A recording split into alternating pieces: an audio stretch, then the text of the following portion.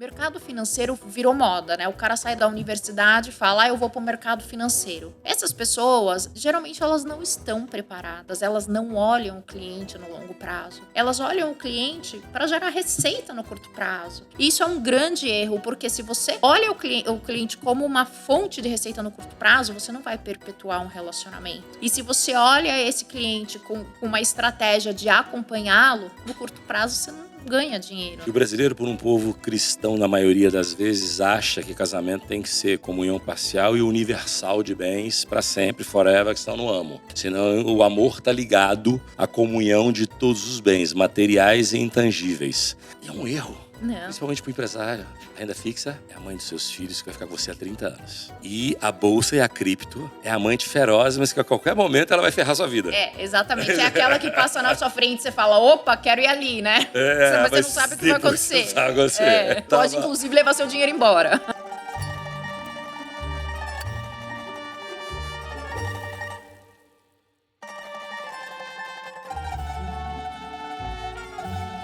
Meu amigo empresário, você está passando sufoco, não está conseguindo honrar seus compromissos, pagar fornecedor, pagar banco, pagar imposto, tem dívida acima de 4 milhões de reais, precisa entrar em recuperação judicial, lembra da Vixo. Vixo é uma das maiores e melhores empresas que pode levar você para uma recuperação judicial muito bem organizada para ajudar você, em curto espaço de tempo, honrar seus compromissos. Então, pensou em RJ, está com dificuldade? Pense em Vixo.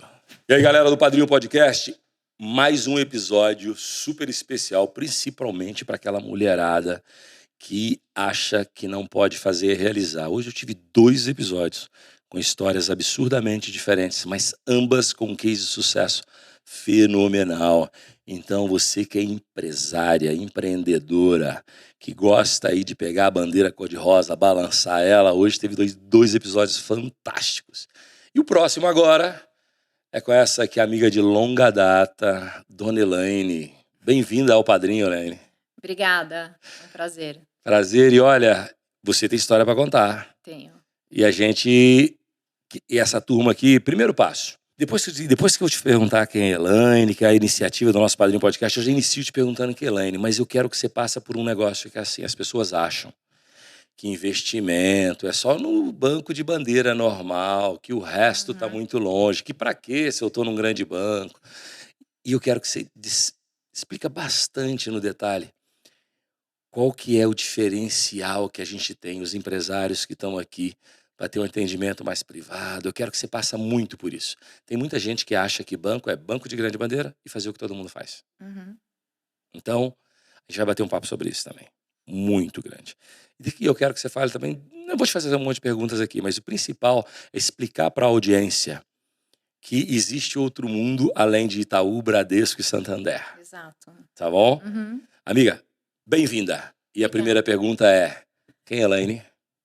Nossa, essa pergunta, a gente pode passar o podcast todo, né? Falando quem é Elaine, mas vamos falar primeiro do CNPJ, porque eu acho que é importante sempre você conhecer o CPF, né? Isso aí. Mas vamos lá, no CNPJ eu sou CEO da Garim Multifamily Office, atuo como conselheira em algumas empresas também, uma delas é a Câmara de Comércio Brasil-Canadá, onde eu também coordeno a Comissão de Assuntos Econômicos.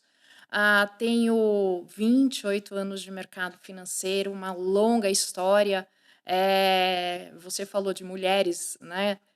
Vencedoras, então eu vou te falar para uma mulher sobreviver 28 anos no mercado financeiro, Masculino. matando um leão por dia, não é fácil, né? Então, hoje a gente, no nosso Multifamily Office, o nosso grupo econômico tem mais de 23 bi sob gestão e pontualmente ali na nossa célula do Ultra High, que são os clientes com ticket acima de 35 milhões, hoje a gente tem 2,5 bi, que é justamente a gestão mais sofisticada que você mencionou, né? Mas antes de entrar no tema Multifamily Office, eu também acho sempre importante me apresentar na física, né? É isso aí. Porque quando você contrata ou considera ter um profissional, eu acho que é sempre importante você entender se você tem afinidade com ele, né? A empresa é a prestação de serviços, né? E, e no decorrer desse tempo todo, acho que um dia eu escutei você falando que você também veio de Minas, né? E Sou veio de para Belo Horizonte. Belo Horizonte. Pois é, eu também vim do interior, né? E vim para São Paulo com 17 anos. Mas era naquela época que você vinha literalmente sozinho, né? Não era que o pai vinha, te colocava no apartamento, procurava a melhor faculdade. Não, a gente vinha com a cara e com a coragem, né? E nesse tempo todo, acho que tudo que eu consegui na minha vida veio através de relacionamento, né? Então hoje eu acho que um dos principais pontos, quando eu olho essa trajetória toda, que me deixa muito realizada, satisfeita, é ver o networking de pessoas queridas que eu consegui acumular e cultivar nesse tempo todo.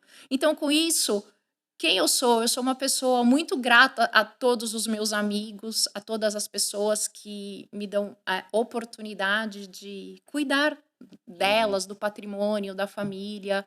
Então, enfim, a gente chegou no momento da nossa vida, eu, meus sócios, que a gente faz com muito amor, que a gente, né, o que a gente executa hoje, que é a gestão de patrimônio.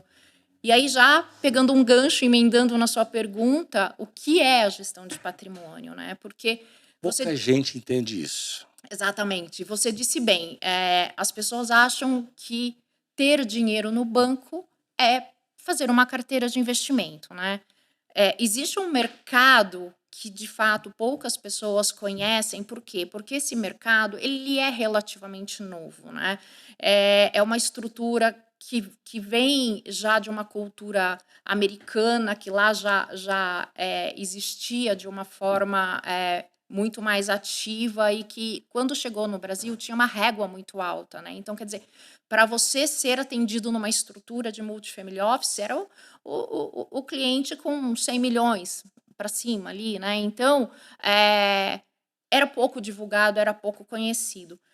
O mercado foi abrindo, né? E foram surgindo muitas empresas focadas em gestão de patrimônio. E quando você tem uma oferta maior, automaticamente o ticket desce, passa a ser um serviço mais conhecido, mais divulgado, mas ainda assim é uma estrutura mais sofisticada que um banco, né?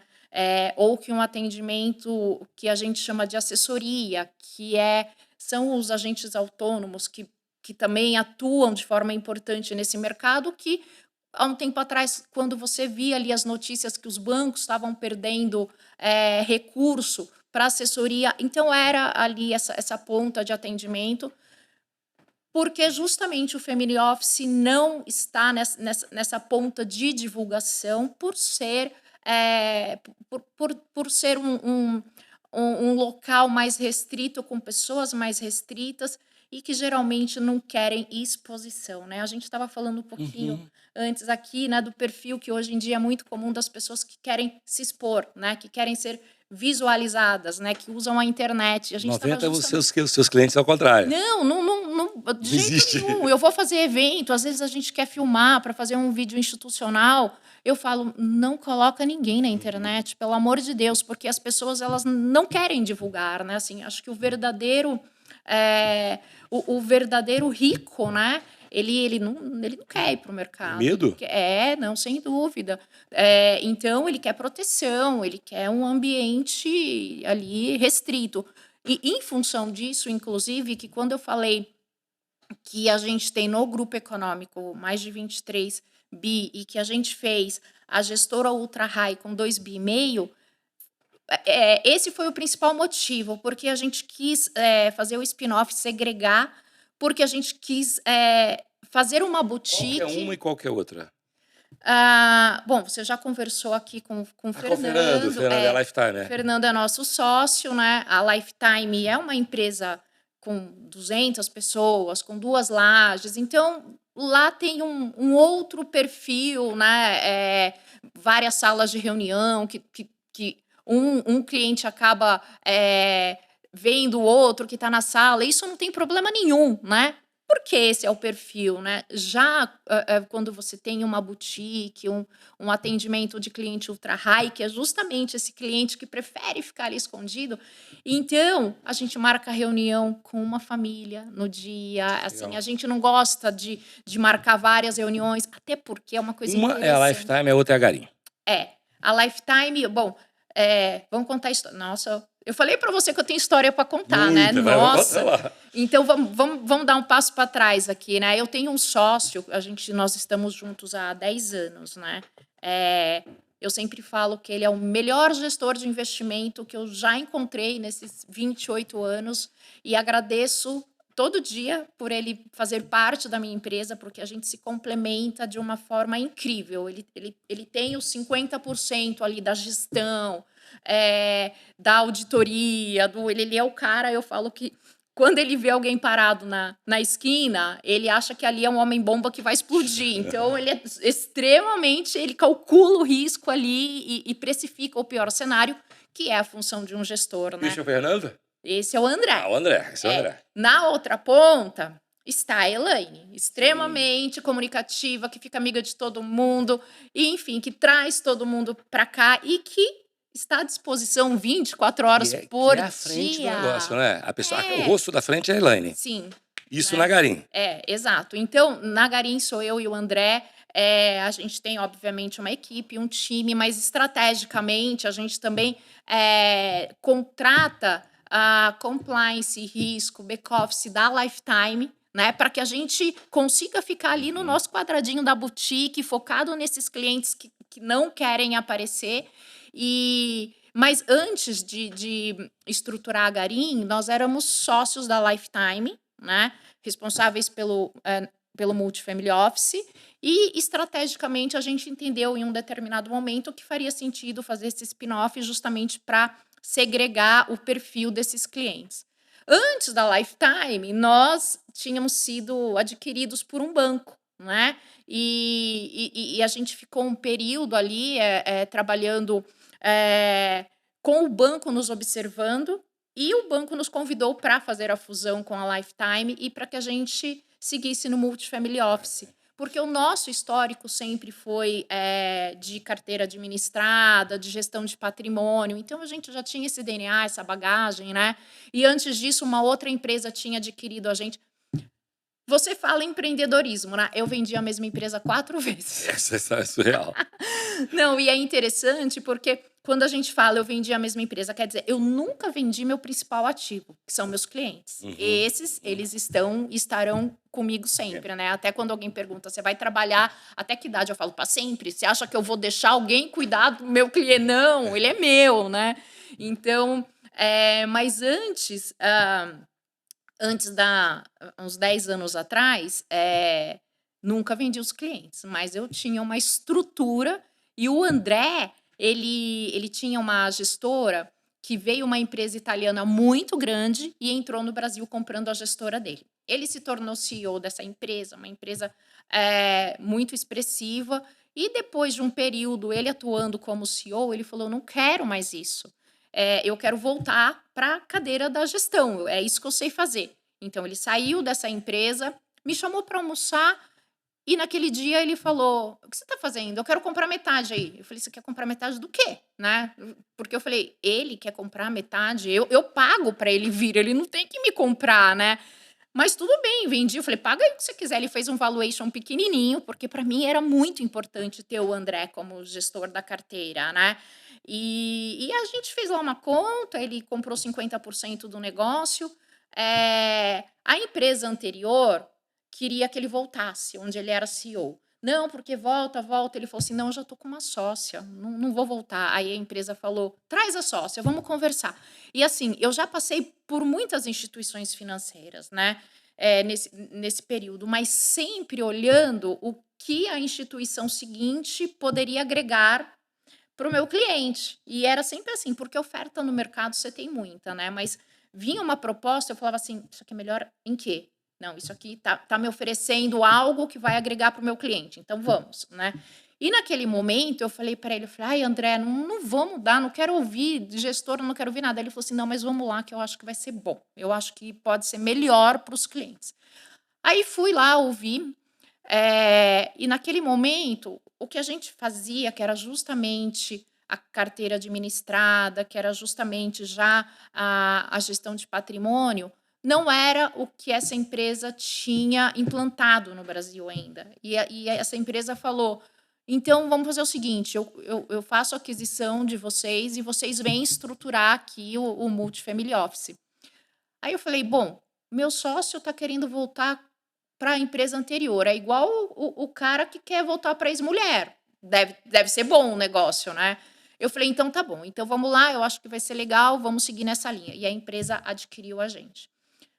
Uma semana depois, o André, ele chega para mim e fala assim: olha, eu acho que eu não estou me sentindo bem. Tá parecendo que eu fiz um trade com você barato para te vender mais caro ali, né? Então, por exemplo, ele tinha ali me comprado por múltiplo de 3 e um mês depois tinha me vendido por múltiplo de 8. Ele falou assim: não, não tá certo. Eu vou te devolver 25% da empresa, você fica com 75% e eu com 25%.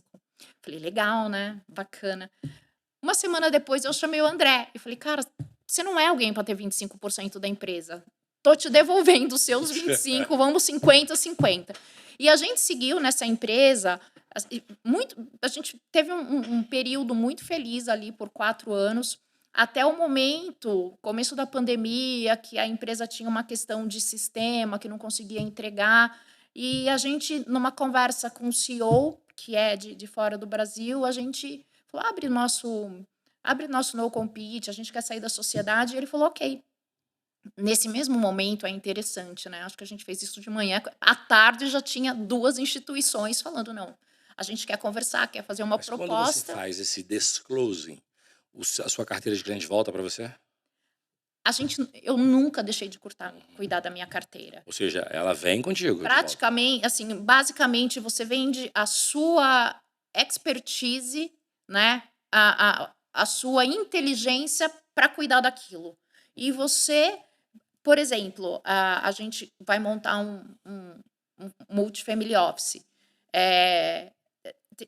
Em algumas situações não tinha nenhuma estrutura. Então, o André monta a mesa da renda fixa, contrata as pessoas, a gente atua com os clientes, até fazendo uma educação ali com as outras pessoas do que é uma gestão de patrimônio, né? Então, a empresa basicamente ela adquire a sua inteligência e a receita da sua carteira, né? Ela não adquire o seu cliente, ela adquire a receita da sua carteira. Óbvio que você tem que ter um contrato bem amarrado, porque senão um dia você sai da empresa, você nunca mais acessa o seu cliente. É isso que eu ia te falar. O É, cliente vai acaba migrando para o outro lado. mas por isso que eu disse que a gente negociou a quebra do non-compete, porque a gente justamente. Se eu não pudesse levar meus clientes, eu ia ficar lá também. Eu não abro mão dos meus clientes, né? Então a gente negociou, abriu. E naquele momento, era justamente aquele momento de troca de cadeiras no mercado, né? Que um ia lá e tomava a empresa do outro. E a gente recebeu proposta das 2 empresas que estavam atuando naquele mercado ali na briga, né? Um querendo levar o que o outro tinha. E dessas 2 propostas, elas eram muito parecidas e a gente escolheu a pior. Porque uma travava a gente por 2 anos, a outra travava por 10. E eu falei assim: é nessa de 10 que a gente vai, porque é aqui que faz sentido, aqui que é o nosso DNA, né? Aqui que tem um perfil de banco de investimento, né? E a gente foi para essa empresa e eu vou te dizer, Lázaro, Qual empresa eu era essa? o BTG. BTG. E eu nunca tive um respaldo de, assessoria, eu como cliente do banco, eu nunca tive uma prestação de serviço tão eficiente como eu tenho hoje com o BTG. É interessante, porque assim, eu passei a vida brigando com a instituição para defender o cliente. É lá que você entrou na Lifetime, que a Lifetime já era do BTG, eu não entendi.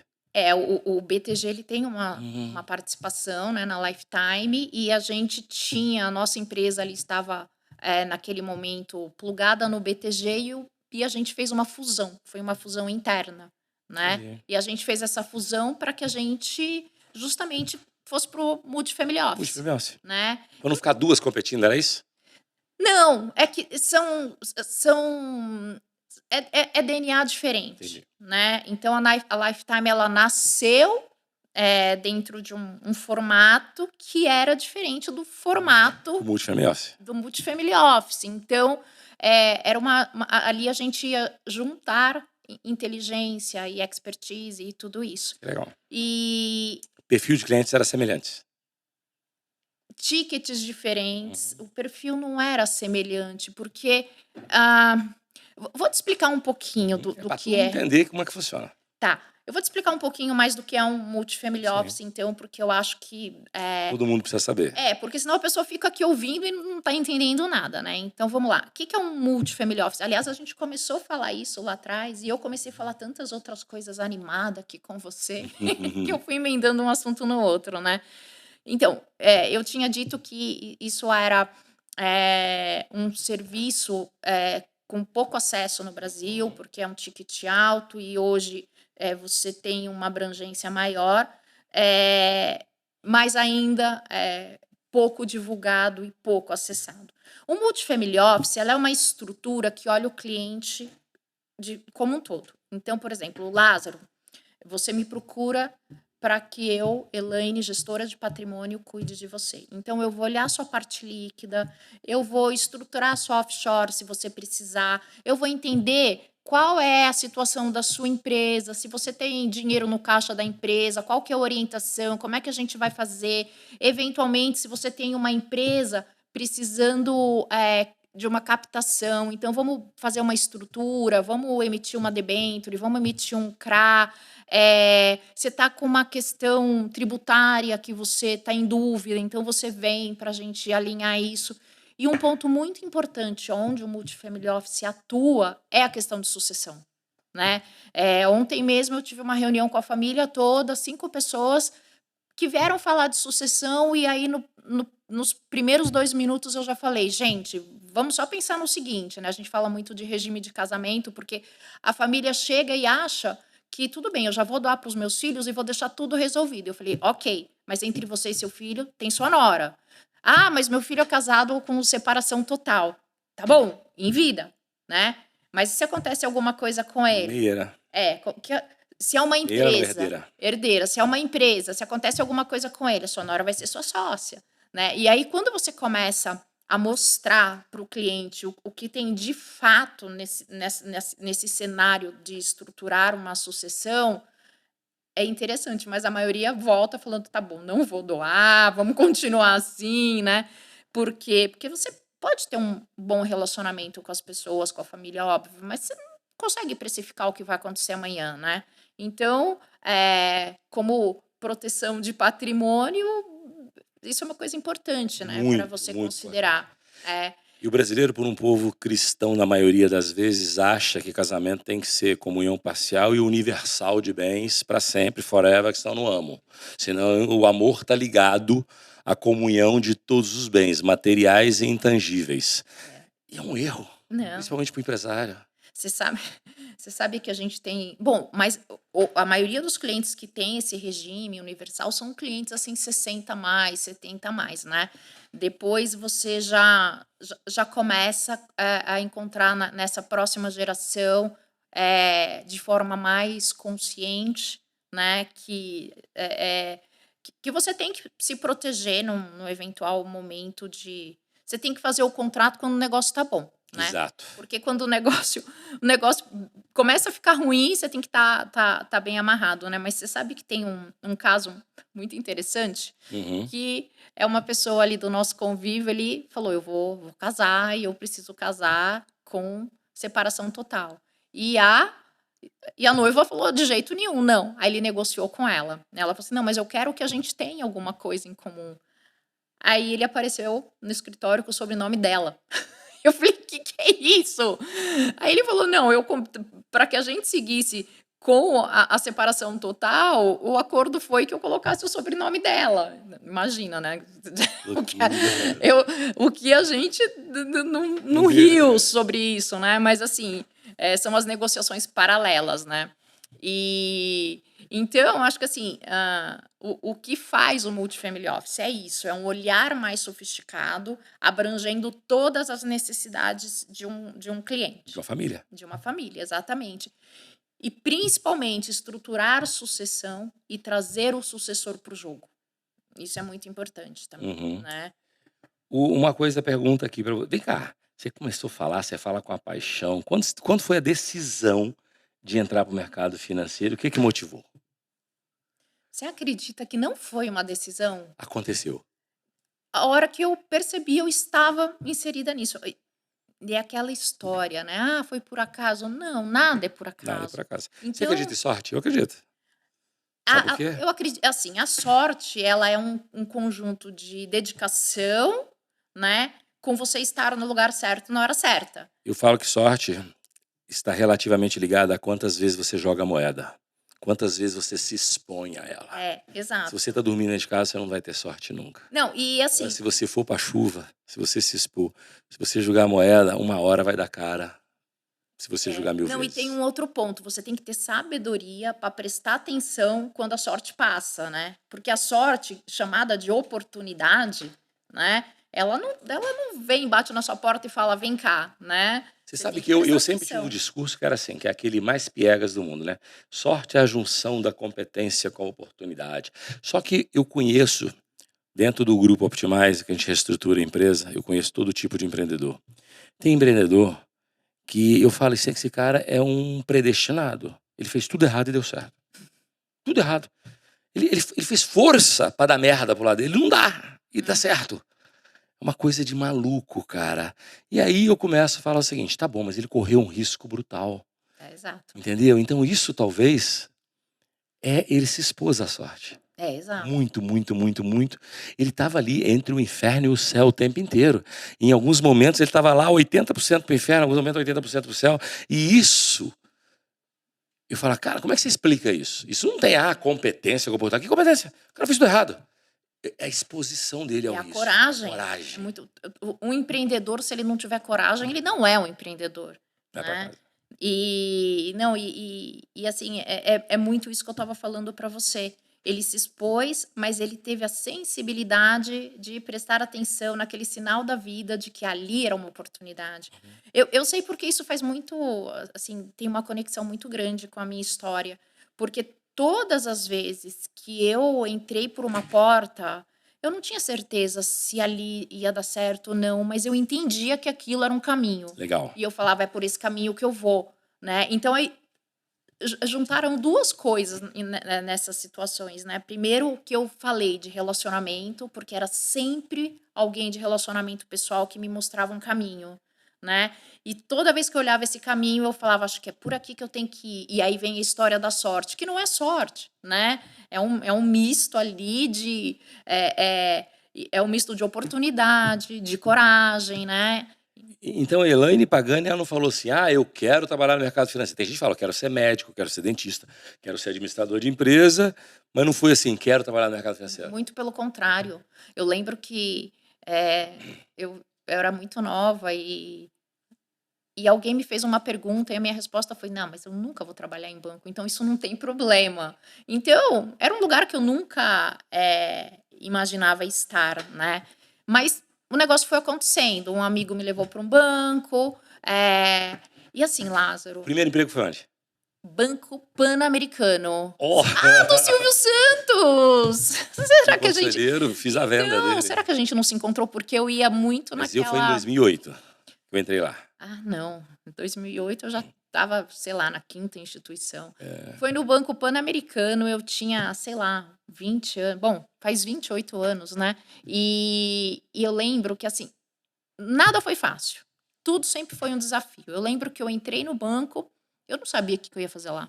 Foi uma amiga que me apresentou e aí contratou e eu estava lá no banco. No primeiro dia que eu cheguei, não tinha ninguém. Era uma filial, não tinha ninguém. Aí eu liguei para a diretora, eu falei, o que eu faço? Não tem ninguém? Mandaram todo mundo embora. Aí eu lembro que ela falou assim, primeiro dia da menina nova, vocês mandaram todo mundo embora?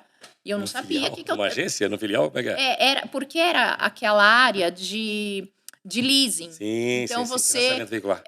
atendia as concessionárias para fazer os financiamentos.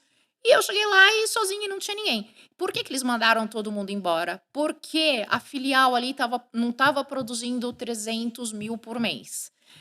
E eu cheguei no primeiro mês, eu fiz 500, que era o que 5 pessoas da filial ali não conseguia fazer. E aí o que acontece? Eu tinha que me relacionar com as pessoas da concessionária, porque era ali que ia sair eu ia bater a meta, né? E de repente eu estava num relacionamento tão bacana com todo mundo que eu lembro que eles falavam assim, no final do mês, você já bateu sua meta? Eu falava, não. Então pare de mandar que os financiamentos para o banco da montadora, manda para a Elaine até ela bater a meta. Show de bola. Então eu sempre trabalhei muito. E o resultado disso sempre foi um número muito expressivo, né? Muito. Mas não é porque eu era melhor do que ninguém, é porque eu era focada, dedicada, trabalhava sábado e domingo, um trator, né? Depois do Banco Pan-Americano, um amigo me indicou para o Finasa, que essa história eu lembro tão bem, e tinha uma meta ali que precisava ser batida, e um belo dia parou na frente da agência um caminhão baú. E dentro desse caminhão baú saiu máquina de lavar, TV de tubo de 40 polegadas, que ninguém tinha na época, micro-ondas, geladeira. Eu montei meu apartamento, porque aquilo lá era prêmio de tanto que eu tinha vendido alguma coisa dentro do banco e Ia eu ganhar. ganhei tudo aquilo. Depois eu fui para o Citibank, depois do Citibank fui para o Unibanco. Dentro do Unibanco eu fui para uma área do private que justamente atendia cliente investidor, era o cliente que estava no... Lembra do Niclés? Vai entregando a nossa idade, né? Eram os clientes que estavam ali no varejo, com um ticket de investimento alto, mas que não estavam no private. E que também o gerente do varejo não tinha essa desenvoltura ali para montar carteira e para explicar para o cliente. Então, era uma função de estrategista financeiro. E por que eu estou entrando mais nesse assunto? Porque ali eu fiz a base dos meus clientes que estão comigo até hoje. 25 anos. Eu tenho inúmeros clientes desse período que seguiram comigo. Eu entrei nesse mundo do investimento no Citibank, porque é um banco com essa raiz, né? Curiosidade, você tem alguém que começou com você lá atrás, investindo, sei lá, R$1 milhãozinho e hoje tem 50, 100? Vários, É mesmo? vários. Eu até brinco com eles, às vezes eu falo, eu comecei a atender, você tinha 400 mil, hoje você tem 30, né? E aí eles falam, nossa, você que fez meu dinheiro crescer, né? Não, mas tem, Isso é mulher, não, porque eu pergunto isso, porque isso é uma história legal. É tem. a mesma pessoa, você viu ela enriquecer, virar multimilionário, dezenas de milhões na conta, e quando começou lá atrás era pequenininha. E sabe o que é bacana? Porque assim, eu tenho muitos clientes dessa época. Meu pediatra, de quando eu era criança, não é pediatra, meu pediatra, eu cuido até Que hoje. legal. Isso não tem preço, né? Mas essa questão do cliente que cresce financeiramente, a gente tem um vínculo muito especial porque a gente cresceu junto, né? Então eu segui um caminho, assim como ele, né? É um caminho de sucesso, um caminho positivo, e a gente um acompanhou a vida do outro, né? Tem inclusive um cliente que eu conheci, ele tinha 400 mil, ele era diretor de uma empresa, também faz 25 anos. E ele foi de diretor, foi para uma outra empresa, aí virou CEO da empresa, aí virou presidente eles fizeram uma fusão, aí virou presidente da empresa na França. E a gente começou a fazer conta com ele uns 4 anos antes da aposentadoria para ver quanto tempo ele precisaria trabalhar ainda até aposentar. Então a gente fazia aquela conta tal e você precisa trabalhar mais 2 anos. Aí ele bateu 2 anos, ele falou, agora eu vou aposentar. Mas aí apareceu uma proposta, ele esticou mais 2. E um belo dia, no dia 31 de dezembro, ele se aposenta e no dia 1º de janeiro ele acordou e falou assim, não tenho nada para fazer. E agora? O que eu vou fazer? Aí ele falou, vou encher o saco da Elaine. Aí ele, todo santo dia, ele ligava para falar do extrato. Então ele queria discutir, ele virou especialista em extrato. Muito interessante. Aí eu falei para ele, pelo amor de Deus, eu preciso arrumar um emprego para você parar de conferir extrato. Aí ele acabou virando conselheiro de empresa também, né? Mas são histórias assim de uma vida, né? E esses clientes, eles foram me acompanhando também na minha trajetória, porque depois do Unibanco, também sempre um amigo, Lázaro, me apresentou o Banco Modal. Banco de Sim. investimento. Aí eu falei, bom, banco de investimento vai ser melhor do que uma plataforma aqui como o Unibanco, que tem um viés de varejo. Então, fui para o banco de investimento. Pega todo mundo, leva para o Banco Modal. E esses caras de vez em quando estão te acompanhando para esses bancos todos, né? Todos, Que legal. todos. Tem um que falou assim: se você mudar de novo, eu não vou. Imagina que não vai, você vai para onde eu for. Aí a gente ficou ali, era uma fase que o Modal, ele tinha fundos multimercados. E era um período que fundo multimercado entregava 300% do CDI. Então estava todo mundo muito feliz. Mas aí, nesse momento, os clientes começaram a trazer demandas maiores do que uma plataforma de banco de investimento com um foco único, que era a gestão de fundos, oferecia. Eu falei, preciso ir para uma plataforma aberta, que é justamente aquele perfil de gestora que não tem produto próprio e que olha o mercado todo. Fui para essa plataforma aberta. Ficamos uns 5 anos lá, leva todo mundo, né? Depois disso, era uma empresa espanhola que deveria receber um aporte importante da Espanha para expandir o private, mas entrou 2008 e foi o inverso, né? Acabou o dinheiro na Espanha, o Brasil tinha que mandar dinheiro para lá e a gente falou: esse negócio não vai andar, esse projeto não vai sair do lugar, vamos pegar todo mundo que está aqui, né, trabalhando juntos aqui no Family Office e vamos montar o nosso Multifamily Office. Então Foi aí que você foi virou aí empresária. foi aí que de fato eu, assim, você na verdade, você acaba sendo um empresário quando você está num banco o tempo todo, porque todo dia primeiro você começa do zero. Mas aí você é um intraempreendedor. É, exato. Porque assim, você começa do zero, né? Então você tem um mês ali para fazer tudo acontecer. Então você é empreendedor do teu pequeno negócio ali. Mas nesse momento foi quando de fato eu coloquei o CNPJ ali, né? O CNPJ da Elaine na frente. A gente ficou por um bom período ali, mas eu também precisava atender os clientes sempre crescendo, olha isso. E aí eu precisava de uma estrutura ainda maior para atender o cliente. O que é uma estrutura ainda maior? Cliente demandando FIP, FDIC. Então, você precisa de ferramentas para poder atender esse crescimento de clientes. Migrei para uma outra casa, leva todo mundo. E aí foi nesse momento que eu conheci o André, meu sócio, que aí vem essa história dele me comprar, eu devolver, né? E de lá para cá essa história. E agora a Garim, que é o momento, eu diria, mais feliz, mais tranquilo, né? Aquele momento que você está num lugar que você está realizado. Hoje é Garim quem toca, você e o André. Eu e o André, eu sou CEO e ele é o responsável pela área de gestão. Um COO, Operation Office.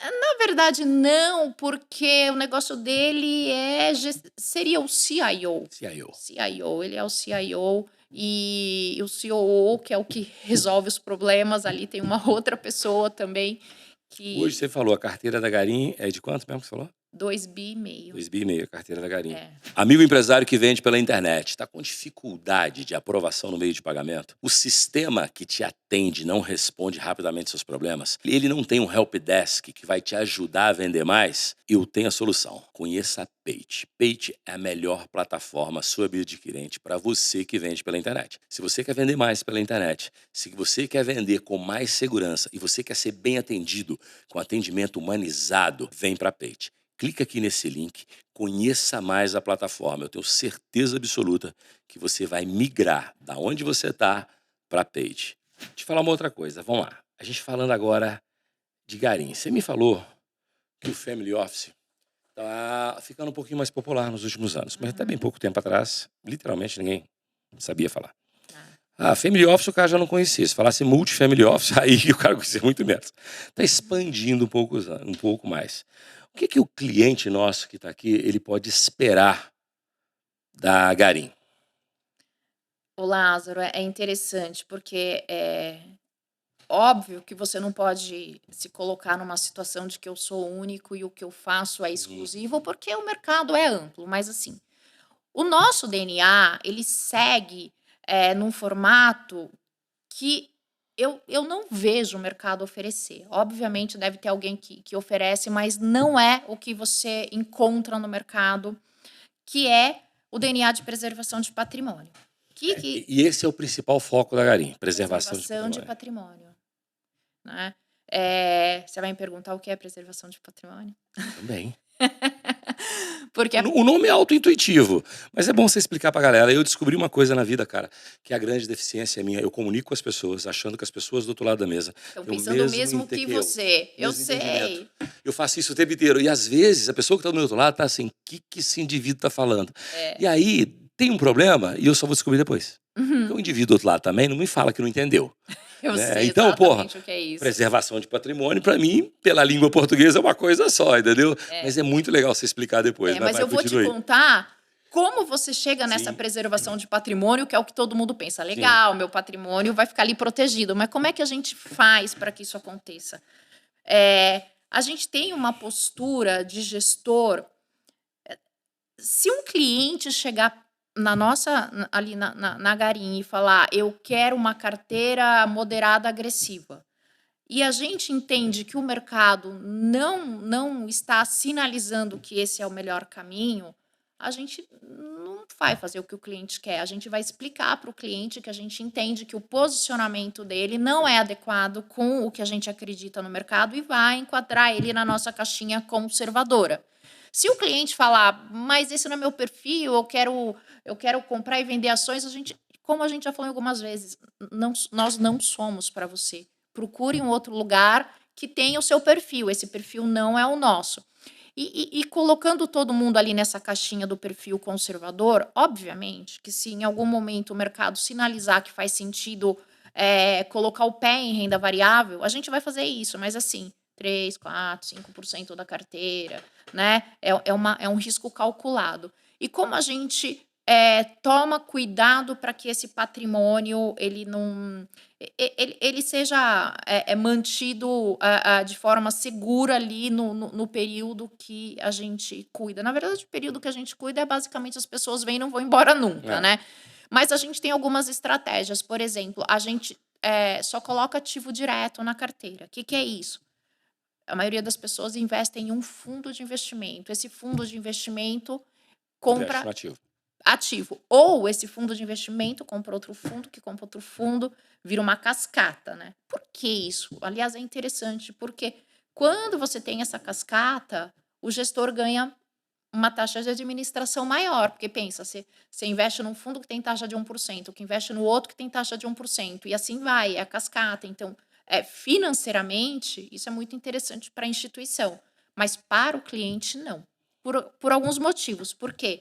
É uma estrutura que fica mais cara e é uma estrutura que você nunca sabe onde você investiu o seu dinheiro. Por quê? Porque se o mercado sinaliza que o dólar não é mais um investimento adequado, seu fundo pode estar comprado em dólar, você nem sabe, né? E na verdade, também a ponta da cabeça de um gestor pode ser inversa da cabeça do outro gestor. Então, você ganha em um, perde em outro, no final, essa diversificação nesse formato acaba acabando com a tua rentabilidade, né? Quando você investe em ativo direto, que é justamente pular essa parte do fundo, porque carteira administrada você pode pular essa parte, né? Primeiro que você economiza nessa questão da cascata da taxa.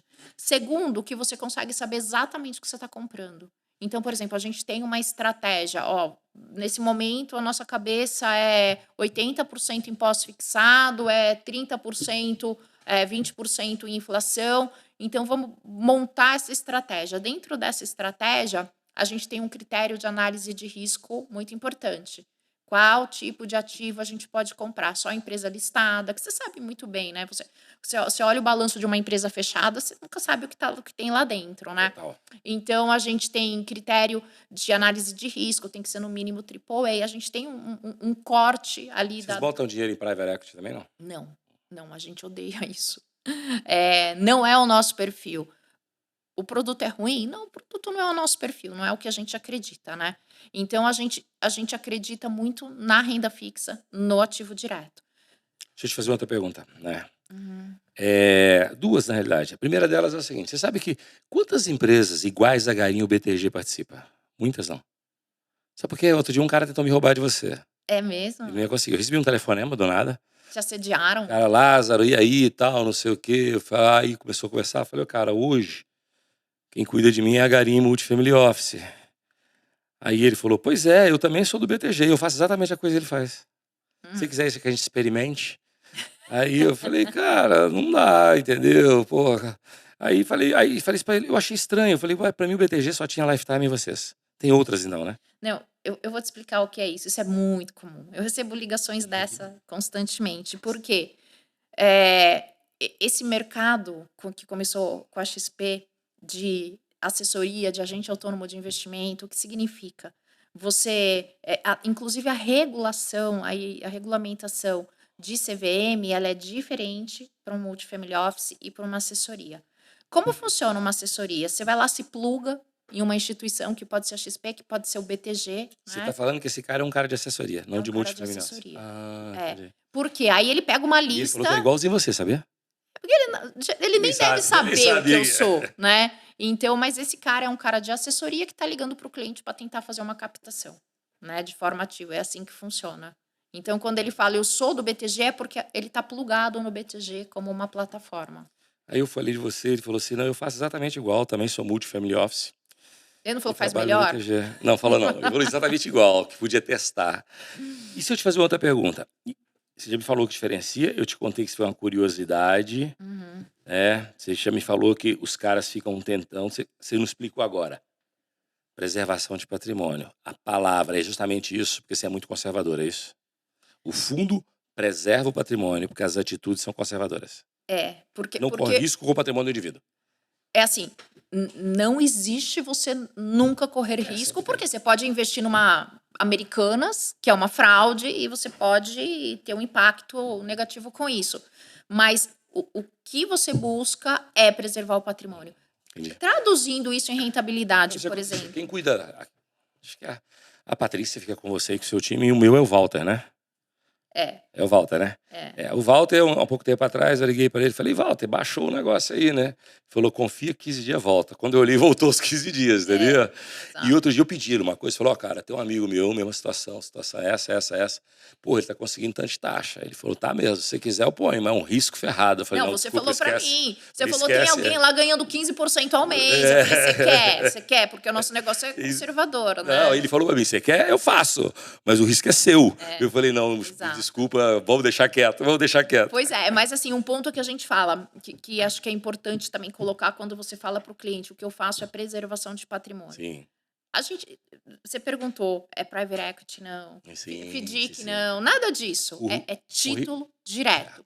E aí, quando a gente faz isso, também tem assim, o controle de expectativa é muito importante, né? Então, o que a gente busca? A gente busca 120 do CDI. É isso. Ah, mas eu quero que você me entregue 150 do CDI. Cara, isso não é uma carteira conservadora, isso não é gestão de preservação de patrimônio, porque eu vou ter que correr risco nessa sua carteira para entregar esse resultado. Eu não vou, não é meu perfil. Então, assim, você quer manter seu patrimônio, buscar 120 do CDI. Graças a Deus, desde que eu tô com o André, a gente nunca entregou uma carteira abaixo do CDI. E a nossa média, eu descobri por um desses clientes que um dia chegou, arrancou um papelzinho lá e começou a ler ano a ano. E eu descobri que a nossa média ali tá 120 do CDI mesmo. Mas pode até ser que um ano entregue 130, 140, mas vai compensar o ano que o mercado tá mais difícil e roda 100. Então é isso. O cliente que fala, não, eu quero. Sabe um erro muito interessante? Assim, as pessoas querem especular, ir para o mercado de renda variável para recuperar dinheiro que perdeu. É. É o grande erro, é o grande E erro. talvez tenha risco de perder mais. Mas esse é o ponto, porque a pessoa, ela está emocionalmente abalada e ela quer recuperar aquele recurso e ela acha que entrando no risco é a única forma de ter uma rentabilidade importante e recuperar o que perdeu. Você sabe que vou contar uma história para todo mundo aqui, mas no ano 2018, final de 2018, um amigo meu me liga assim, instituição tal tá me dando X% ao mês. Eu falei, o quê? 5% é 4,5 líquido, 5% ao mês. Eu falei, você tá doido, velho. Não é possível, tá? Vou te dar o telefone do cara. Liguei pro fulano. Falei, fulano. Ele falou, tô. Ele ganha comigo aí já há 6 meses, se você topar. Falei, vamos fazer um negócio. Quero fazer um teste contigo. Uhum. Vou te dar X. Dei X pra ele. Deu R$ 1 milhão. Uhum. 5%, 5%, 4,8%, 4,7%, 5%. Falei, opa, vou por 2. 5%, 4%, vou por... E fui pondo, meu. Chegou na pandemia. Perdeu tudo. Perdi o principal. Eu vinha ganhando durante mais de um ano 5, 4,5, 5, 4,5, 5, pau. Falei, gente, esse negócio, pelo amor de Deus, entrou pandemia. O meu principal foi na metade. Eu parei de olhar o aplicativo do cara do banco, não queria nem olhar aquele aplicativo mais. E esperei. Quando eu recuperei o principal, eu tirei tudo. Fez muito bem. Aqueles 5 que eu tinha ganhado durante o ano, eu rasguei ele. Na hora que voltou o principal, que foi o que eu tinha aportado, eu tirei tudo. Uhum. Tirei tudo. Uma outra instituição financeira, óbvio, não é o BTG, né? A Garine, nada. Naquela época a gente não tinha nada junto. Mas aí me fala uma coisa, aí é um pouco de ganância às vezes, sabia? Então, Eu sabia que era alto risco, eu, só que o eu, alto risco não caía. Aí eu falava, tá bom, é, esse alto risco. mas eu falaria ganância, mas eu quis ser aqui, Foi né? ser mais educada, né? Eu falei, eu não vou falar que ele é ganancioso, mas isso é um grande erro. Erro. Tem alguns erros. E pior que o cara do outro lado, ele punha mais gasolina em mim. Esse cara me ligava dinheiro todos os meses. Entendeu? Porque eu fui colocando o principal e ele falou assim, mas não sobra caixa aí, não? Falei, sobra. Igual, por exemplo, eu ligo pra você e falo, ó, esse mês sobrou caixa, manda o caixa, né? Uhum. Ele começou a fazer aquilo, porque eu falava assim, esse outro aqui eu não quero mexer nele. Tá lá, conservador.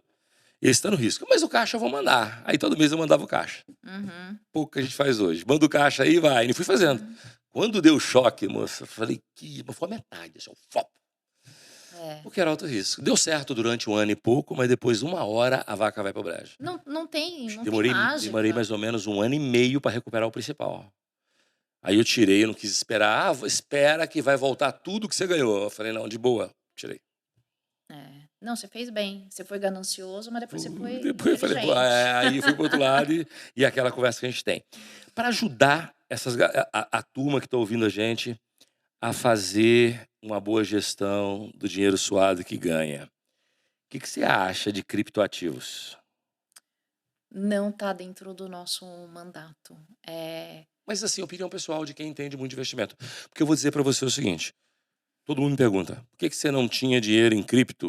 É que eu botei um dinheiro agora lá e perdi um bocado. Mas assim, porque eu não domino, eu só coloco grana naquilo que eu domino. Se eu não domino, eu não faço, né? Então, E aí um dia, de tanto um amigo que você conhece, próximo, cliente seu que eu indiquei, que faz isso o dia inteiro, põe que eu quero ver. Pus, rapaz, o negócio foi assim, foi eu pôr, caí 20%. Falei, eu sou azarado. O que merda é essa, entendeu? não, eu tenho cliente que comprou Bitcoin lá no começo, que hoje tem 12 milhões de reais em Bitcoin. Mas é que assim, aí a gente volta para o perfil. Você tem que ter muito sangue frio para não sair ali do seu propósito. Por exemplo, faz 4 anos que a Faria Lima vem com esse discurso.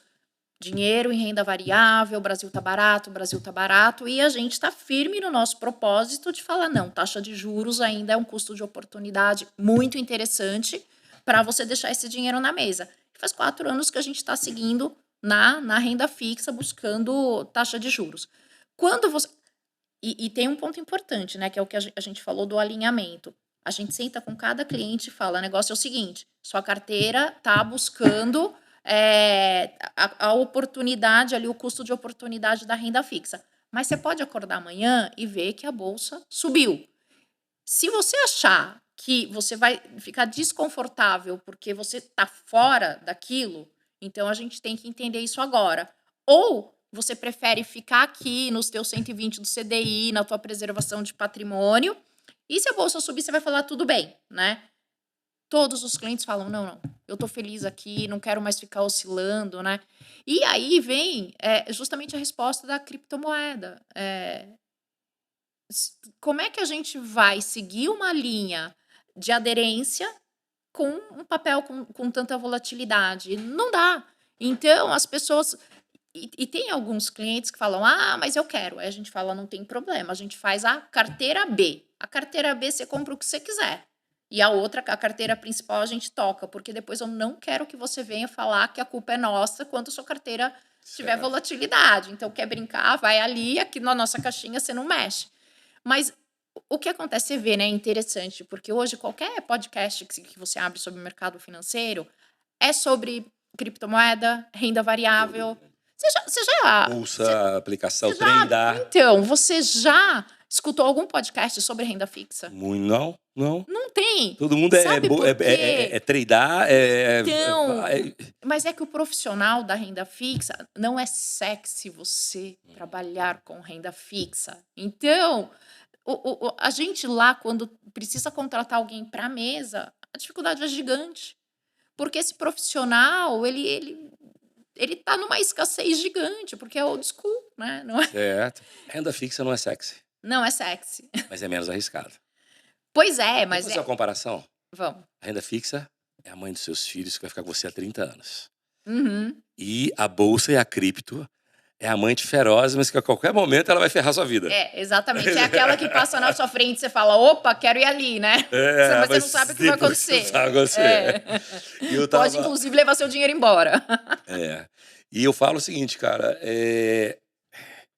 a gente pode correr isso em outros lugares. E o Quando você empreendedor já fala- corre risco, Natural pelo da amor vida. de Deus, exatamente. Natural da vida, natural da vida. E eu falo, puxa vida.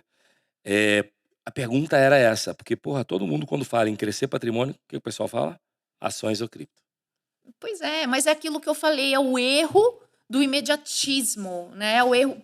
E essa nova geração, ela tem muito esse lugar de não ter paciência, né? De querer as coisas de querer as coisas de forma imediata e muito acima do que é o correto, que o mercado entregaria. Quer dizer, é a tua história da ganância, né? Você foi lá, você buscou 5%, uma hora você falou, e aí? Não tem mágica, Álvaro. Isso é uma hora bumba. Lázaro, não tem, desculpa, não tem mágica. Deixa eu fazer outra pergunta que eu faço para todo mundo. Aliás, só 2 pessoas do mercado financeiro passaram aqui no Padrinho. Né? Você é a segunda e a mesma pergunta. Qual a recomendação você dá para uma família empreendedora para diversificar? Quantos por cento em imóvel, no negócio, no banco? Qual a diversificação que você acha segura? Que pensa o seguinte, galera, você tem o dinheiro que é do risco, que é o dinheiro que está no caixa da sua empresa, mas eu falo que se você domina seu setor, pelo menos você tem um certo controle sobre ele. Eu quero botar em ações, em criptos, cambal. É um dinheiro de alto risco. Eu não chamo isso de risco. O da empresa é risco. O da cripto e ações é alto risco, porque você não tem controle, você não domina. Uhum, Pelo menos a empresa, você tem 80% uhum, dos fatores críticos de sucesso nas suas mãos. uhum, Esse aqui você não tem nenhum. Você tem que contar com a competência de alguém, uhum, não a sua, uhum. certo? E hoje você tem uma renda fixa, você tem imóvel, você tem várias formas. Qual uma recomendação de quem tem 28, além da recomendação, né? Vai lá para Garim, tá? Eu posso falar ao seu cliente. Vai lá para Garim. Além dessa recomendação, qual recomendação você dá que é uma coisa segura para um empresário, para uma pessoa física bem-sucedida cuidar do patrimônio dela? Porque tem gente que coloca tudo em imóvel, eu acho isso uma merda. Você é rico, mas você não tem liquidez. Aliás, você não é rico, você só tem patrimônio. Mas vamos lá, vai. Dá uma opinião sua. 28 anos de seguimento. O que você faria? O que a Elaine faz com dela? O que faz isso? Então, a Elaine tem uma experiência grande no mercado imobiliário. Uhum. Então, para decepção de muitas pessoas, eu vou falar Sim, o conta. que eu vivo desde 2009, quando, antes do mercado imobiliário passar por aquele boom, nós criamos uma carteira e a nossa ideia era, a gente entra na SPE, que é o momento antes do Sim. lançamento, né? E no lançamento do empreendimento, a gente sai. Então, a gente vende a nossa posição para o cara que chega lá no plantão para aquisição. A gente surfou toda essa alta do mercado, a gente ganhou Ponto um dinheiro positivo. importante, foi muito bacana. E o que a gente fazia? Eu lembro e a nossa turma ali, o nosso grupo de investimento imobiliário, ele foi aumentando, foi aumentando. Chegou um determinado momento que o incorporador me ligava e falava, eu vou lançar um determinado prédio. Eu falava, eu fico com 50% e você fica com 50%. Depois a gente vai para o plantão. Só que você vende, você é a primeira a sair no plantão, é isso? No plantão você abre e todo mundo sai. né? Então, quer dizer, você não pode dar preferência, mas assim, toda a posição que vai para o plantão é a posição de investidor, e a gente tem 50% daquela posição. Quando eu falo todo mundo, assim, é você com 50% que sai ali no plantão. É, Se o incorporador quiser ficar, problema dele. exato. E o cliente que chega lá para adquirir o apartamento, ele vai comprar o nosso investimento.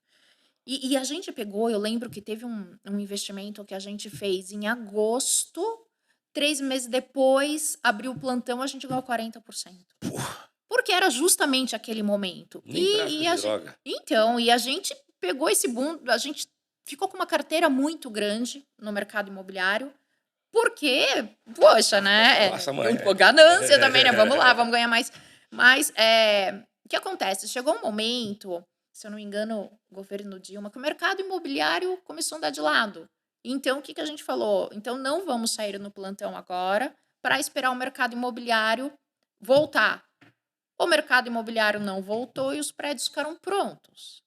E isso gerou uma carteira imobiliária com 150 imóveis. Então, o que que eu tive que fazer? Você acha que eu ia chegar para o meu cliente que tem 200 milhões comigo e tem um apartamento aqui e falar, tô a chave do seu apartamento no contrapiso? Imagina. Não! O que que eu tive que fazer? Falei, bom, e agora? Eu falei assim, eu vou deixar esses apartamentos prontos para locação no perfil de hotelaria, que o cliente chega só com a roupa do corpo, o hóspede, e se hospeda.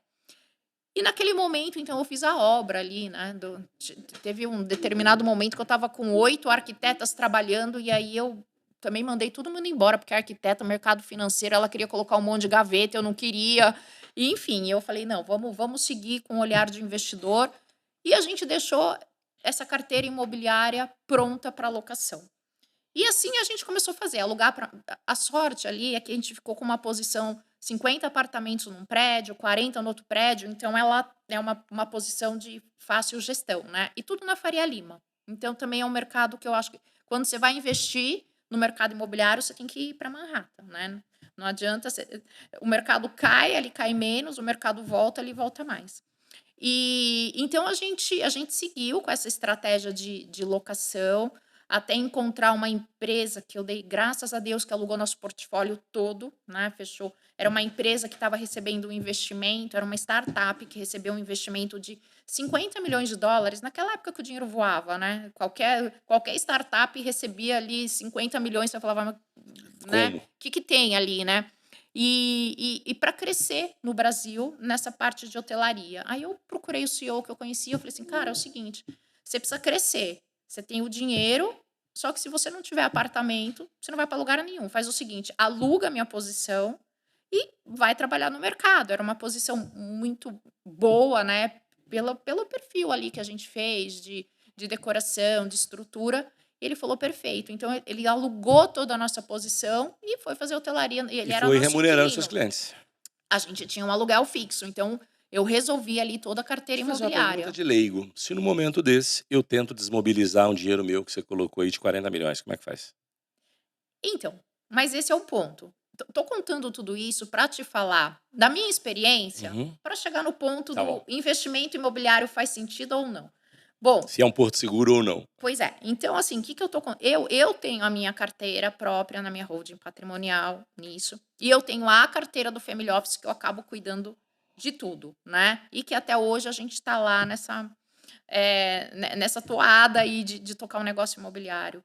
Eh, eu planilho tudo, né? Eu tenho todo tipo de planilha para você imaginar. Eu tenho esses imóveis desde que eu adquiri. Lembra que eu adquiri na SPE como investidora? Então, o apartamento que custava 17 o metro, eu entrei a 11,5. O que que eu fiz? Joguei nessa planilha, joguei depois custo de cartório, custo de obra, corrigi. Até o lançamento, eu corrigi no CDI. A partir do momento que o imóvel ficou pronto, eu comecei a corrigir no IPCA, porque eu falei, começa a gerar renda. Quando você coloca essa linha do tempo, você não bate o CDI, tá? Então, primeira coisa, diversificar imóvel é mais rentável do que você deixar no mercado financeiro? Não, é uma diversificação. Mas se hoje aparecesse alguém para falar, eu quero comprar todos os seus imóveis, eu falava, leva tudo. Né? Eu falaria, leva tudo. Por quê? Porque, o imóvel ele vem com outras questões que deixam que deixa a posição imobiliária num lugar menos interessante do que a liquidez. Então, Uhum. e isso é muito essa questão da posição imobiliária, eu acho que é muito, assim, dos nossos pais, nossos avós, que fazenda, por exemplo. Uhum. Você não podia vender fazenda no interior, porque se você vendesse a fazenda, você estava quebrado, É. né. Então eu peguei ali muitos clientes que eu tenho ali na faixa dos 50 anos, que o pai tinha fazenda e eles não tinham dinheiro para fazer inventário. Então essa cultura de ter liquidez, ela já vem, se formando de uma forma, mais consolidada nas gerações atuais que não querem mais manter a posição imobilizada. Então, se você perguntar: "Investimento imobiliário é bom?", eu vou te responder que ele é uma forma de diversificação para quem gosta do tijolo, mas eu não faria, Eu também eu não. não faria. Vou dizer pra você, eu acho que você tem que ter sua casa, É. liquidez e coisas que gerem dinheiro pra você. Uhum. Gerem remuneração e que você saiba fazer. Opinião pessoal minha de leigo do mercado financeiro. Em 56 anos de vida, acho que eu nunca ganhei dinheiro com imóvel. Nunca. Eu tive vários, vários. Teve uma época que se um amigo meu me pedisse dinheiro emprestado, eu falava: "Ah, não tem. Ah, porque eu tô tentando vender meu apartamento, eu não consigo". Eu falei: "Então quanto você quer no apartamento?". "Ah, vale 10". "Porra, você tá precisando de dinheiro?". "Tá, 9,5 eu pago". 9, comprava. Uhum. O outro vinha: "Ai, tô precisando de dinheiro, tá difícil, não sei o quê, tal". Porra, não emprestar dinheiro para amigo, esquece. Amigo não me pede dinheiro que eu não empresto, entendeu? Só perde o dinheiro e perde o amigo. Aí: "Ah, mas eu tenho isso para vender". É, fui lá ao mercado, o mercado vale 10, também não quero explorar meu amigo. "Quer 9? Te pago agora", comprava. Chegou uma época que eu estava com tanta coisa improdutiva, Uhum. improdutiva. Olhar para aquilo e falar: "O que fazer com esse troço?". Aí fui vender. Vendi mais barato que eu paguei com os amigos. Sabe por quê? Eu descobri que eu dava deflator de 10% para não ferrar o amigo. Só que na hora que eu queria vender, o mercado me pagava com deflator de 20, 25. É. Cara, eu nunca mais fiz isso, Elaine, nunca Mas você mais. sabe que eu tenho uma outra experiência, que Hum. é o seguinte, em um desses prédios aí que a gente tem uma posição de, acho que 42 apartamentos, eu tinha colocado 2 imóveis meus para venda. E ali eu falei: "Não, eu quero sair dessa posição", eu abri, acho que 25% do valor. Eu liguei para um amigo, falei assim: "Você gosta de posição imobiliária? Leva meu apartamento. Mas você vai fazer esse preço?" Eu falei: "Vou, pode levar". Ele ficou com o apartamento, tá lá até hoje. Aí tinha um outro imóvel à venda, e a pessoa falou assim: "Você é louca, você vai vender o imóvel por esse valor?" Eu falei: "Daqui 2 anos, esse valor que eu vendi o imóvel, ele vai render e vai ter um montante acima do que o Que teu vai pagar. apartamento está valendo. Uhum. Mas será?" 2 anos depois, esse outro apartamento foi vendido, e eu tinha uns 10% a mais do que foi o valor que ele vendeu. Então, é isso que você, infelizmente, hoje você vê na linha do tempo, a não ser que seja um imóvel nicho. Vou comprar uma casa pé na areia. Vou comprar um imóvel no Jardim Europa, que é nicho. Vou comprar uma casa, enfim, num residencial perto de São Paulo. É nicho.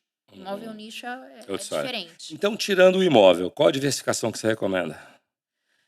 Eu acho que a gente tem que ter, não é uma diversificação Sim. para procurar rentabilidade, mas é o tal seguro, né. A gente tem que ter uma diversificação numa conta offshore, né, porque, quando você compara a rentabilidade, obviamente que a carteira do Brasil vai andar muito mais, Uhum. mas é a posição de proteção, né, então eu acho que isso faz parte do portfólio, você tem que Mas se eu ter te falar um sempre negócio, olhos. quem mandou pra posição offshore a dólar 3 e pouco, ficou feliz pra caramba na linha do tempo. Posso falar? Não. Não. Sabe por quê? Quando você coloca, o dólar a 3 e pouco, Hoje tá mandando recurso, 5,60, né? só que o que você ganhou de juros com dinheiro aqui, vale mais a pena você mandar o dólar hoje a 6 do que tem Aquela do passado? É, lá que você já é. botou isso na planilha. Opa, o tempo todo, o tempo todo. Tem cliente que fala, a gente gosta de fazer remessa em tranches, né. Uhum. Então tem cliente que fala: "Ah, mas eu vou fa agora o dólar bateu 5,30. Eu mando mais agora, o dólar vai cair, não vai?" Aí a gente faz uma conta, fala: "Ó, se você mandar daqui a a um determinado tempo e o dólar estiver a 7, é a mesma coisa de você mandar hoje a 5,30, porque você vai capturar toda a rentabilidade do período. Eu tenho um cliente que trouxe toda a posição na época que o dólar estava a 1 e pouco. E ele não dormia, porque toda reunião ele falava: Meu Deus, o dólar. Aí a gente colocou isso na planilha. Ele ganhou mais trazendo a posição no dólar a 1 e pouco do que se tivesse ficado lá. Porque a taxa de juros passa em cima de tudo, Lázaro. O Brasil é um país inflacionário, né? Exatamente. Então, é muito difícil competir com juros. Então vamos lá. Você já me falou isso aqui, eu ia fazer uma pergunta. Para quem quer proteger ou construir, quem quer proteger o que já construiu, quais os conselhos você dá para ele? Eu tenho um conselho Além também. desse? Vamos Além. lá, bora. Qual conselho? Não vá almoçar com o cunhado no domingo. A carteira do cunhado sempre tá melhor do que a tua. Exatamente. Aí liga para E você na depois. segunda-feira ele liga e fala: Meu cunhado tá ganhando mais dinheiro do que eu. Vamos desmontar minha carteira. O cunhado é um problema. É um problema, é E o outro verdade. que Como eu com aquele amigo, né? Então, você com amigo. Liguei lá, liguei para você e pro Walter. Falei, o fulano meu tá em posição parecida com a minha, no mesmo lugar, mesma coisa, e tá ganhando muito mais do que eu. Não, e é interessante que esse cara não perde dinheiro. É, Ele ganha nunca, muito e não nunca, perde nunca. nunca, né? Aí o Walter falou, ele não mentiu pra você, é verdade. Você quer risco de triplo ou não sei o que? Eu falei, não, acho que é melhor ficar quieto aí, vai. Não vamos mexer com esse troço, não, entendeu? 2 segundos na ligação você já falou: Tá tudo bem. Tá tudo bem, deixa pra lá, entendeu? Eu não quero correr esse risco. Deixa eu fazer outra pergunta, que é curiosidade nossa, né? A gente já contou aqui, Garim, vocês trabalham com foco multifamily office acima de 30 milhões, 35 milhões. Como é que você chega nesses clientes ou esses clientes chegam até você? Né? E o relacionamento é óbvio, a confiança, nada. Gente, quando você mexe com dinheiro, é igual assim, o cara pergunta, Lázaro, o empresário fala assim, Lázaro, o investidor quer ver o quê? Ele quer ver dentro de uma empresa o que ele vê no banco.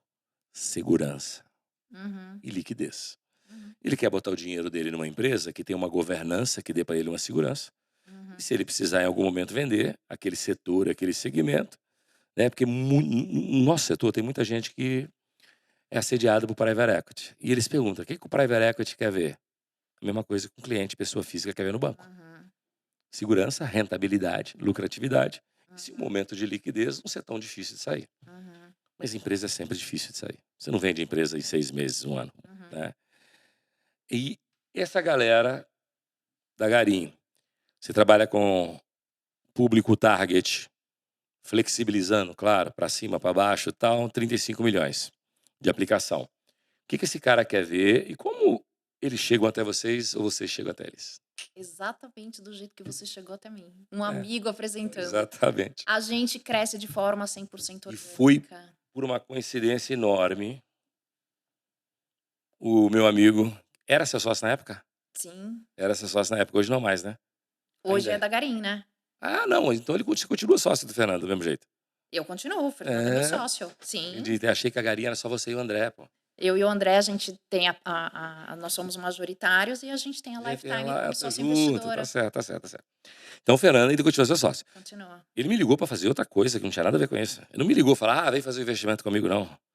Ele me ligou que era pra uma outra coisa. Era uma posição, o Lazarete estava chamando, você participou, pra uma posição de um CEO estratégico num lugar assim, lembramos de você, vem cá, almoçamos e tal.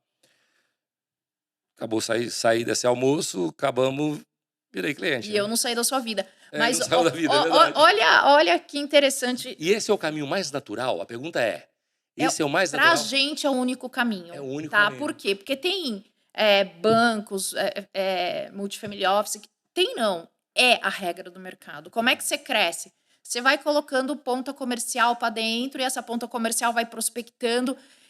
E as pessoas que tocam o negócio, elas acabam não conhecendo ali os clientes, porque é muito cliente, né? A gente tomou uma decisão quando a gente montou a Garim, que a gente fazia questão de conhecer profundamente cada cliente que entrasse na Garim. Então, a gente decidiu com isso não colocar terceiros na empresa para sair de closer, captando. Não. Todo cliente que entra na Garim entra pelo meu intermédio, eu sou a pessoa da frente, eu converso, eu entendo e trago o André para conversar e entender. E cada cliente lá a gente sabe exatamente quem é. E Você de onde sabe. vêm esses clientes? E É sabe que eu te orgânico. indiquei um, Você me né? indicou alguns já. Você me indicou uns Alguns. 5 já. Mas quem fechou foi um, não foi não? Por enquanto, Mas eu vou falar um negócio, mas tem dois que eles falaram comigo. Falaram, Lázaro, é o seguinte, tô afim. Teve um que brincou assim, se eu botar o dinheiro na galinha, eu vou usar aquela área do BTG lá, que chique, não sei o que. Aí eu falei, Ai. aí eu já não sei, né? O cara falou comigo, se eu botar dinheiro, eu vou usar a área. Eu falei, não faz sentido, mas tudo bem. É. Entendeu? Aí ele. 20% de desconto. Aí tudo bem. Aí resumo da ópera. Esse cara, ele falou comigo assim, falou, Lázaro, eu quero ir lá, quero conhecer, quero ir no encontro que vocês fazem. Eu falei com ele do encontro, inclusive eu convidei, lembra que você me pediu? Eu Lembro. convidei ele para o último encontro, ele não pôde ir, mas ele falou, eu quero ir. Eu quero entrar. Porra, mas eu não quero fazer uma posição de 35 milhões, mas eu faço um compromisso com ela. Em 18 meses eu ponho 35 milhões. Uhum. 18 a 24. Eu vou fazer uma posição de um valor e vou subindo essa posição até 35 milhões. Para chegar lá porque eu quero. Por quê? Porque eu tenho que desmobilizar coisas, eu tenho Sim. carteira em outros bancos, eu mando uma série de coisas. Esse cara pode fazer isso com você? Pode, eu vou te explicar por que que a gente tem esse ticket de 35 milhões. Sim. Porque hoje é o nosso ticket, esse é o nosso público. Tem cliente com 300, com 200, mas o ticket médio é 35. Então, com isso, a gente estabeleceu um parâmetro ali do que é o nosso business. Mas, obviamente, se chegar alguém, como eu disse, é crescimento orgânico. Então, você vai falar, ô Elaine, eu tenho um cliente ali que está com 5 milhões, com 10. Você atende? Óbvio que eu atendo. O dinheiro não é o que Esse, vem por na exemplo, frente. falei com ela. Entendeu? Eu falei com ela, conversei, que foi semana passada. Falei com ele, ela vai estar no meu podcast esses dias, vou falar com ela. Se você assistir o podcast, ela vai falar de você. Então tá aqui. Vamos lá marcar um almoço. Aí ele falou assim, cara, eu chego no, sei lá, entre 18 e 24 meses, eu chego na posição 35 com ela. Então, aí você fala pra ele lá dos caras que começaram comigo com 400 e 400 hoje mil tem reais, 400 mil 30, reais, Fala pra ele vir logo. Entendeu? Aí falou comigo, poxa, como é que eu faço? Eu cancelo todos os meus relacionamentos e vou lá, peço divórcio. Cara, eu acho que não, mas Não, pergunta porque ela pra mim se esse eu é o posso, eu combino com ela. não, mas esse é o ponto, porque as pessoas confundem muito. Ah, mas eu, meu banco, que eu pago minhas contas. Você continua com o seu banco que paga suas contas. Isso não é uma conta corrente, isso é a posição de E investimento. que a gente nunca mexe com facilidade assim, né? E esse dinheiro não é pra isso, Não. né? Não, então, o perfil de quem a gente cuida, até em momentos que o mercado está passando por um período assim de grande estresse, que você vê muita gente descapitalizando, empresas precisando de captação. As pessoas perguntam como é que tá aí com seus clientes. Ninguém resgata Ninguém mexe. nada. Não é esse o perfil. É Não esse é o esse o perfil. perfil, né? Geralmente é aquilo que você não quer mexer nele. E que você tem condições de ter aquilo sem Você mesmo já mexer. fez pergunta pra mim assim, você vai precisar desse agora? Então não manda não. É, Entendeu? Melhor ficar quieto aí. Agora, não vou precisar, então manda. é isso aí. Né? E teve uma época que você falou, não manda não, tal, por algum motivo qualquer que é. Eu não mandei não, fiz merda, né? Torrei à O toa. problema é que com você eu nunca mais vou dar esse call, não manda não, porque aí você sai comprando carro. Você Sai fala, com o carro, não. cripto. Eu vou falar, manda. Independente de momento adequado, manda. Outra coisa, isso aqui eu vou dar um depoimento, né? Depois eu vou falar com você sobre como é que você faz isso, né? Depoimento meu ela é a CEO.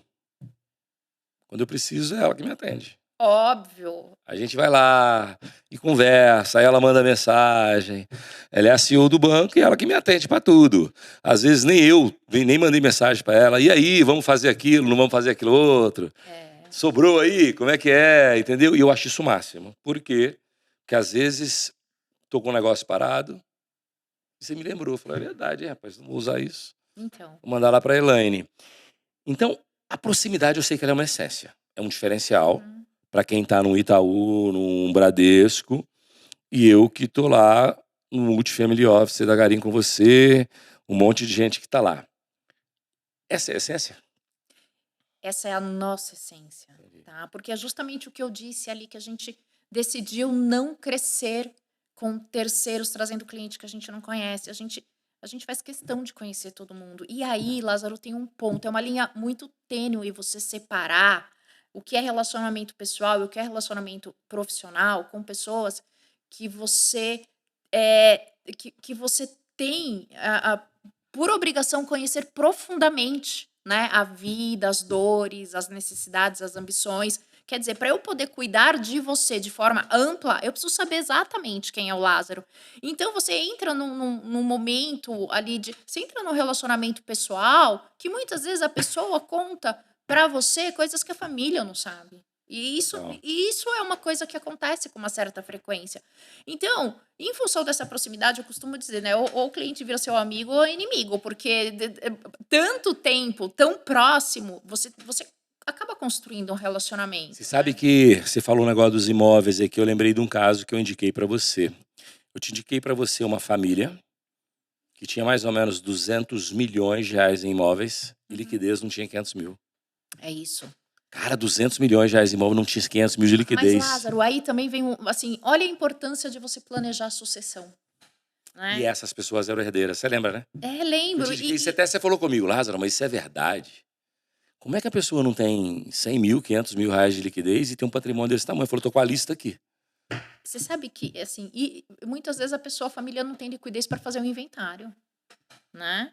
Então E eu. agora, com taxa que vai chegar a 8, 16? Então, mas você sabe que a gente tem falado muito sobre isso, a caixinha da sucessão, né?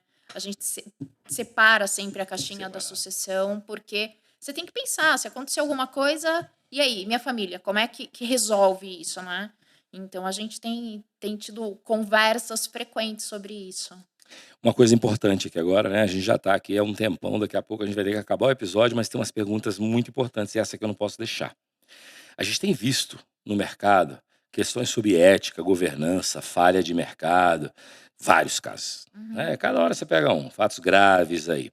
Na sua visão, o que está por trás desses episódios e qual o papel da governança, qual o papel que vocês, poxa, precavem disso? O que está por trás é conflito de interesse. A partir do momento que você deixa de olhar o cliente como foco, como o teu principal ativo, ele é o cliente, você tem que cuidar do cliente. Você começa a olhar para a tua instituição pensando que o cliente é uma forma de gerar rentabilidade, aí você entra num buraco e coloca esse cliente no buraco. Por quê? É, quando a gente fala de é, quando a gente fala de atendimento através de instituições que ganham comissão, e isso assim não está errado ganhar comissão, Sim. tá? Porque a CVM ela tem ali uma regulamentação que está de acordo com isso. Não é a regulamentação que rege ali o Family Office, tá? O Family Office não pode ganhar comissão. Mas a partir do momento que você coloca na mão do assessor ali o botão de quanto ele vai ganhar no spread do ativo que ele coloca na carteira do cliente, você pode encontrar uma pessoa correta, uma pessoa que fala, eu vou colocar esse ativo porque é bom para o cliente, além de gerar uma comissão para mim, mas você também encontra a pessoa que coloca ativos podres, ruins, somente porque a comissão é alta. Então, isso é um grande problema. A CVM tem atuado fortemente nisso, tá? Tem colocado cada vez, ela está apertando cada vez mais o cerco para Mas esse. infelizmente tem muita gente, né? Tem muita gente, e aí entra um pouco dessa questão, porque mercado financeiro virou moda, né? O cara sai da universidade e fala, eu vou para o mercado financeiro. Essas pessoas, assim, geralmente elas não estão preparadas, elas não olham o cliente no longo prazo. Elas olham o cliente para gerar receita no curto prazo. E isso é um grande erro, porque se você olha o cliente como uma fonte de receita no curto prazo, você não vai perpetuar um relacionamento, né? E se você olha esse cliente com uma estratégia de acompanhá-lo, no curto prazo você não ganha dinheiro, né? Porque, enfim, as remunerações hoje pagas, elas não. Já foi a época que você entrava no mercado financeiro e ficava rico fácil. Hoje não. Todo mundo trabalha no mercado financeiro, né? Só que isso não se limita a jovens formados no mercado financeiro recentemente, porque infelizmente a gente acompanha isso em grandes instituições também. Por exemplo, tem um banco grande, um banco estrangeiro, que esse ano teve 3 defaults que foram colocados na carteira de cliente. Private equity, um CRA, fundo que investiu em startup. Então, o que aconteceu? Olha que interessante, a empresa contratou o banco para reestruturar a dívida. O banco falou, eu vou fazer um IPO, mas o mercado ainda não está no momento oportuno para IPO. Então, o que eu vou fazer? Eu vou emitir uma dívida da sua empresa, que é uma debenture, e vou captar o dinheiro colocando essa debenture na carteira dos clientes do private. Mas essa debenture, para colocar na carteira dos clientes, ela não é tão fácil da estruturação como se eu montasse um FIP e colocasse essa debenture dentro desse FIP. E assim fizeram. Eles ganharam 30 milhões na contratação para reestruturar a dívida. Eles fizeram essa debenture, colocaram dentro desse fundo, distribuíram esse fundo para os clientes do private e também ganharam comissão para vender esse fundo. Interessante que no termo de adesão do fundo ali diz que o banco está isento de conflito de interesse, o que não está, porque ele está atuando nas duas pontas, ganhando dos dois lados, ele não pode. Resumo da história, o que era a intenção do banco? Vamos colocar a dívida no private e a hora que a gente abrir capital, a gente recompra essas debêntures e está tudo certo e a gente resolve o problema.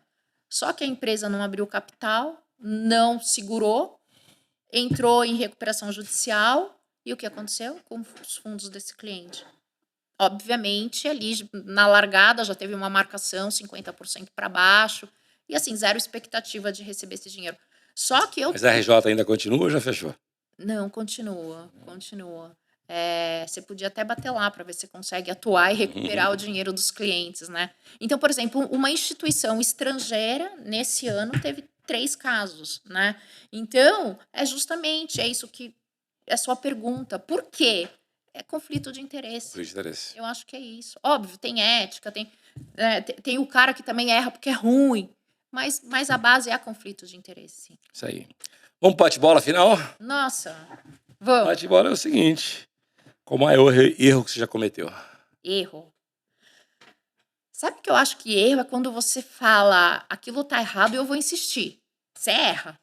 Quando você faz alguma coisa por desconhecimento, eu acho que eu levo mais para a caixinha do aprendizado do que do erro. Então eu acho que eu tenho muito aprendizado na minha vida. Erro, eu acho que um erro que eu aprendi e que eu aconselho que as pessoas prestem atenção é deixar a ponta de contrato em aberto. Assim, você tem que ter sempre um bom contrato, né? Porque A Bíblia falava isso. exatamente. Se você deixar a ponta aberta de um contrato, você está cometendo um grande erro. Então, eu acho que é isso. A Bíblia falava isso e eu uma vez participei de uma negociação onde o contrato dentro do juridiquês tinha dupla interpretação.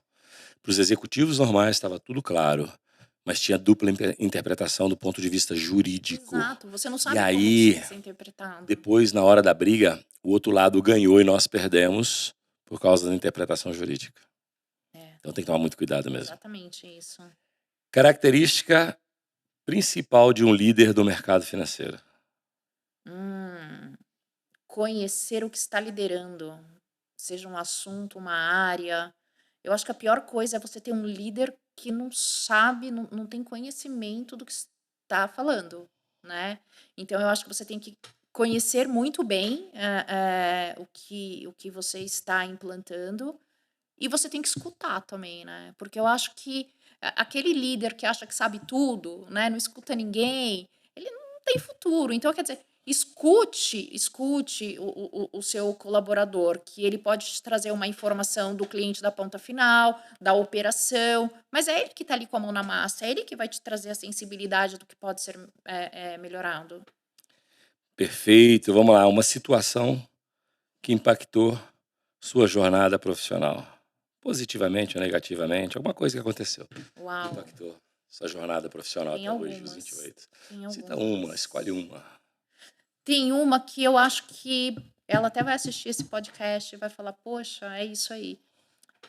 Acredito que há uns 20 anos atrás, eu cuidava de uma senhora, uma italiana, e ela tinha uma filha, mas era uma filha completamente, assim, desinteressada desse universo financeiro. E eu sabia que ela tinha uma grande preocupação do que aconteceria com essa filha, depois que ela não estivesse mais aqui, né. E eu acompanhei essa cliente por bastante tempo, até o momento que ela ficou doente, foi hospitalizada, e eu vi que ali já não tinha como sair daquela situação. E num momento, assim, muito delicado para a família, o que que eu fiz? Eu falei assim: "Eu preciso resolver isso, porque senão essa filha não vai conseguir fazer inventário". É o que a gente estava fazendo agora, falando agora. E eu fiz um resgate dessa conta do investimento dela e joguei na conta que era uma conta corrente dela com a filha. Não foi nada ilegal, porque foi antes da fatalidade, mas, assim, eu ainda poderia fazer isso, mas eu estava, assim, no limite de conseguir fazer. E eu fui lá e busquei essa filha e falei: "Vem cá, você vai no banco comigo". Eu saí da gestora, eu peguei essa filha, ela tinha conta no Itaú, eu falei: "Você vai no Itaú comigo". Essa filha, ela não estava entendendo nada, que ela falou: "Eu tenho que sair daqui, que daqui a pouco eu vou enterrar minha mãe, por que que você está fazendo isso?" E brigou comigo. Eu falei: "Você vai agora fazer a transferência da conta da sua mãe para sua conta". E fiz isso, ela ficou, assim, indignada comigo. Ela foi morar na Itália, acho que ficou uns 15 anos lá, voltou para o Brasil, me procurou e falou assim: "Eu preciso te agradecer, porque você mudou minha vida, porque se você não tivesse feito aquilo naquele momento, eu não sei o que seria de mim". E ela hoje é minha cliente de novo. Então eu acho que, assim, a gente encontra tantas Sim. situações interessantes, mas eu acho que essa reflete muito bem, qual é a nossa obrigação diante do cliente, né? É cuidar dele até quando ele termina esse ciclo e vem o sucessor, né? Então, é um olhar de fato de longo prazo, né? Show de bola.